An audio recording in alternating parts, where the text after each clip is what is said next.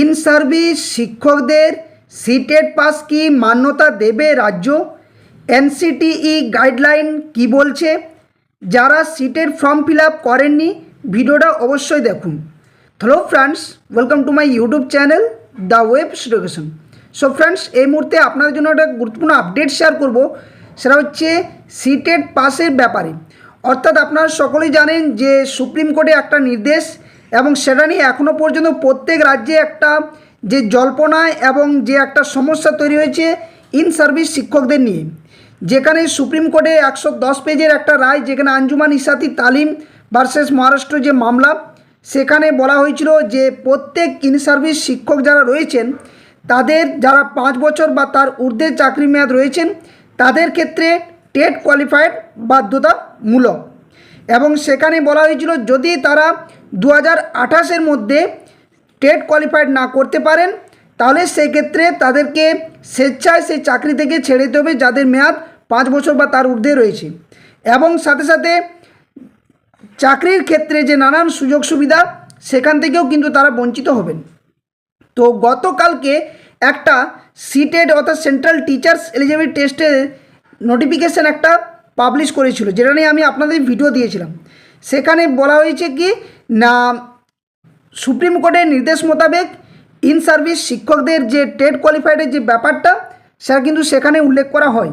এখানে বলাই ছিল যে as notified vide public notice dated 8/5/2026 the online application process for the 22nd edition of the CTET was open from 11/5/2026 to 10/6/2026। এটা কিন্তু খোলা ছিল, কিন্তু এখানে এই লাইনটা সবথেকে গুরুত্বপূর্ণ এবং এটা নিয়ে কিন্তু এই মুহূর্তে জোর যে চর্চার বিষয় এবং জল্পনা চলছে।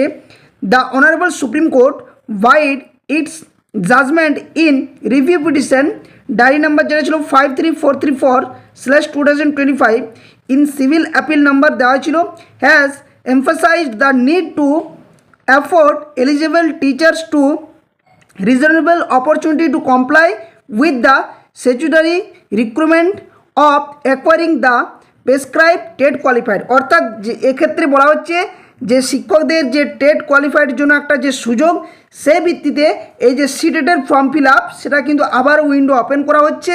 এবং যে ওপেন উইন্ডো শুরু হচ্ছে গতকাল থেকে শুরু হয়েছে, অর্থাৎ 25 আগস্ট থেকে 1 সেপ্টেম্বর পর্যন্ত এই ফর্ম ফিল আপ চলবে। তো এটা নিয়ে কিন্তু একটা জল্পনা তৈরি হয়েছে যে সিটেট পাস কি আদৌ তাহলে কি মান্যতা দেবে।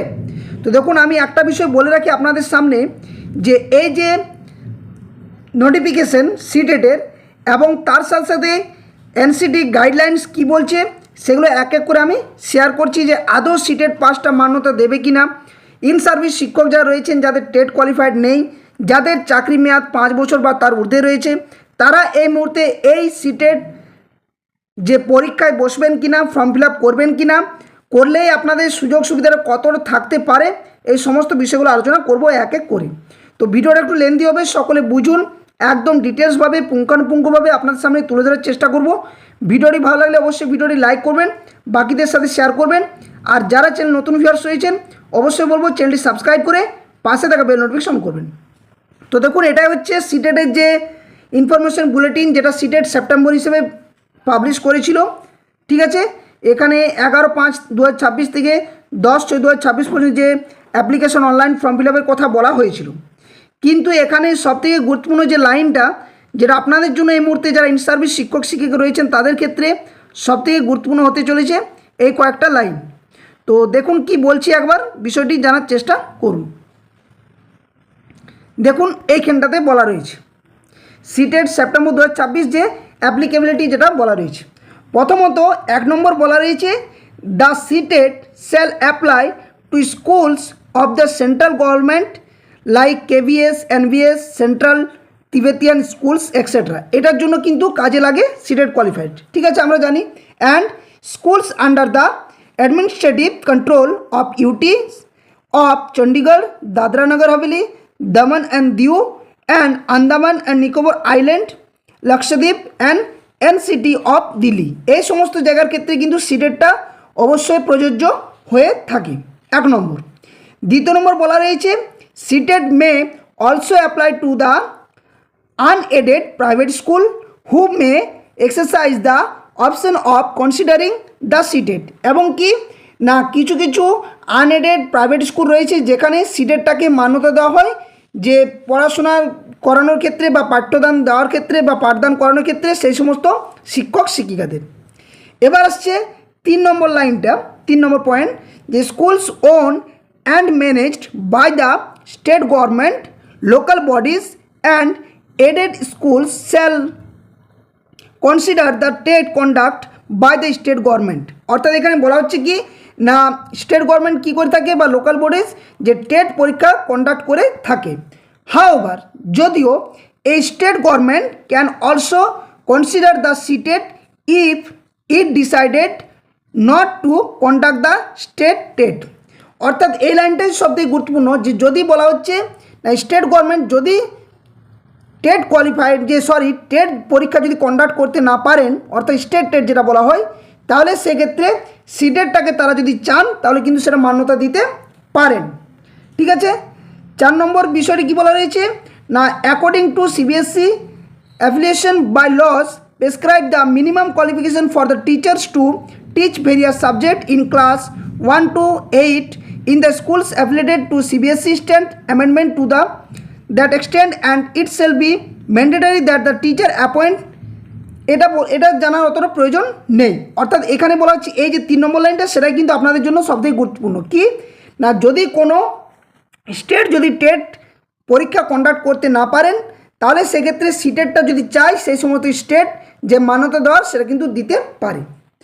তো এখান থেকে এই যে লাইনটা এই যে 3 নম্বর লাইনটা এটাই আপনাদের সামনে আমি যে এনসিটি গাইডলাইন্স অ্যামেন্ডমেন্ট যে অ্যাক্ট 2010 সম্ভবত এনসিটি যে গাইডলাইন্স বলা হয়েছে সেই লাইনটা আপনাদের একটু দেখিয়ে দিই তাহলে ব্যাপারটা আপনাদের কাছে আরও পরিষ্কার হয়ে যাবে যে কি বলতে চাইছে এনসিটি গাইডলাইন্স এবং এটা কতটা গুরুত্বপূর্ণ এই যে এবার অপরচুনিটি যেটা দেওয়া হয়েছে সিটেটের ক্ষেত্রে। তো দেখুন এটা হচ্ছে 11 ফেব্রুয়ারি 2011 এনসিটি যে national council for teachers education যে একটা গাইডলাইন্স পাবলিশ করেছিল যেখানে বলা রয়েছিল guidelines for conducting teacher eligibility test under to the right of children to free and compulsory education act অর্থাৎ আরটি অ্যাক্ট 2009 হিসেবে। তো এখানে যে পয়েন্ট আপনার সামনে দেখাবো একটু দেখুন এই জায়গাতেই বলা রয়েছে যে অ্যাপ্লিকেবিলিটি হিসেবে যে এনসিটি গাইডলাইন্সে বলা রয়েছে এখানে কি বলছে না TET conducted by the central government shall apply to all schools referred to in sub clause 1 of clause a of section 2 of the RTE act. RTE অ্যাক্টে কী বলছে না আরটি অ্যাক্ট 2009 বলা হচ্ছে যে টেট যে সেন্ট্রাল গভর্নমেন্ট শ্যাল অ্যাপ্লাই করতে পারে এক্ষেত্রে যে টেট যে প্রত্যেক স্কুলের জন্য অর্থাৎ টেটটা বাধ্যতামূলক হিসেবে বলা রয়েছে। বি নম্বর পয়েন্টটা কিন্তু সবথেকে এখানে গুরুত্বপূর্ণ যেখানে নিচের লাইনটাতেও কিন্তু দেওয়া রয়েছে বলছে TET conduct by a state government UT with legislature shall apply to কি বলছে না a school of the state government UT with legislature and local authority referred to in subclause 1 of clause n of section 2 of the RT Act and a school referred to in subclause 2 of clause n of section 2 of the RT Act in that state or UT যেখানে এই যে পয়েন্টটা সেখান থেকেই উল্লেখ রয়েছে বলছে যে এই যে স্টেট বা সেন্ট্রাল এক্ষেত্রে বলা রয়েছে যদি কোনো স্টেট যে সিটের যদি টেট পরীক্ষা যদি কন্ডাক্ট করতে না পারেন সেক্ষেত্রে সেন্ট্রাল গভর্নমেন্টের যে সিটের পরীক্ষাটা নেওয়া হচ্ছে সেটাও কিন্তু মান্যতা দিতে পারেন বলে এখানেও কিন্তু উল্লেখ করা রয়েছে। ইন কেস বলছে যদি সেক্ষেত্রে সেন্ট্রাল টেটটা যদি স্টেট গভর্নমেন্ট মান্যতা দেয় এবং টেট পরীক্ষাটা যদি না নিতে পারেন তাহলে এই সিটেটটা মান্যতা হতে পারে। এখানে কিন্তু আপনাদের একটা বিষয় দেখায় যে সুপ্রিম কোর্টের যে অর্ডার কপি পাবলিশ হয়েছিল যেখানে রিভিউ পিটিশন বিভিন্ন যে রাজ্য থেকে করা হয়েছিল সেখানে কিন্তু একটা লাইন উল্লেখ করা রয়েছিল যে সেই লাইনটা সব থেকে এই জায়গাটাতে কী বলা রয়েছে এখানে যে in service teacher to acquire the TET qualification two 3 years অর্থাৎ প্রত্যেক বছর যে 2 বার টেট নিতে পারবে একটা রাজ্য এবং সেখানে বলা রয়েছে যে 31 আগস্ট 2028 মধ্যে যেটা 31 আগস্ট 2027 ছিল সেটাতে বাড়িয়ে 31 আগস্ট 2028 পর্যন্ত এই সময়টি দেওয়া হয়েছে, যেখানে বলা রয়েছে preferably twice every year inspired with the approximate period of 6 months between the successive examination so as to afford eligible।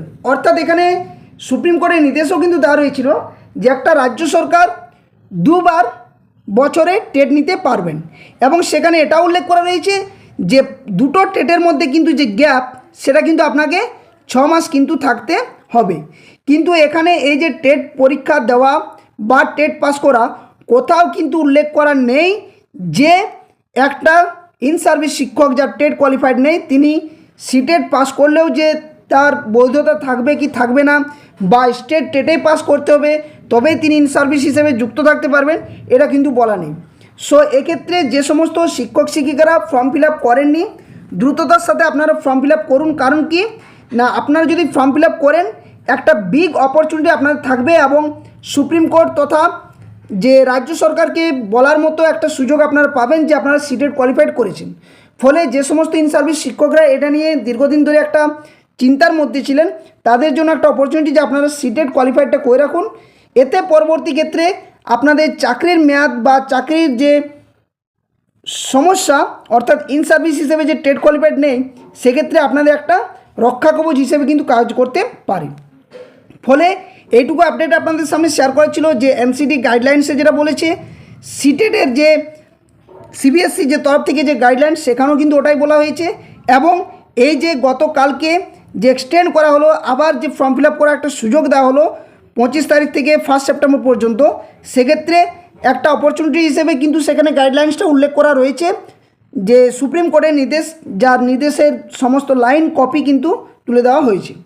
ফলে পরবর্তী ক্ষেত্রে এই সমস্ত ইন সার্ভিস টিচারদের সিটেট কোয়ালিফাইডটা কিন্তু যে টেট হিসেবে মান্যতা দেবে, যেহেতু সুপ্রিম কোর্টেও সেখানে কোনো নির্দেশ নেই যে টেট কোয়ালিফাইডই করতে হবে, সিটেটটাও কিন্তু মান্যতা আসতে পারে এবং এটাকে চ্যালেঞ্জ করা যেতে পারে পরবর্তী ক্ষেত্রে সুপ্রিম কোর্টের রায়ের উপর ভিত্তি করে। তো এই হচ্ছে সম্পূর্ণ গাইডলাইন্স বা ইনফরমেশন আপনাদের সামনে তুলে ধরলাম। ভালো লাগলে অবশ্যই ভিডিওটা লাইক করুন, বাকিদের সাথে শেয়ার করবেন, আর যারা নতুন ভিউয়ার্স হয়েছেন অবশ্যই বলবো চ্যানেলটি সাবস্ক্রাইব করে পাশে থাকা বেল নোটিফিকেশন করবেন এই ধরনের গুরুত্বপূর্ণ আপডেট নিউজ তথ্য পাওয়ার জন্য। তো ধন্যবাদ, জয় হিন্দ, সকল সুস্থ থাকুন, ভালো থাকুন।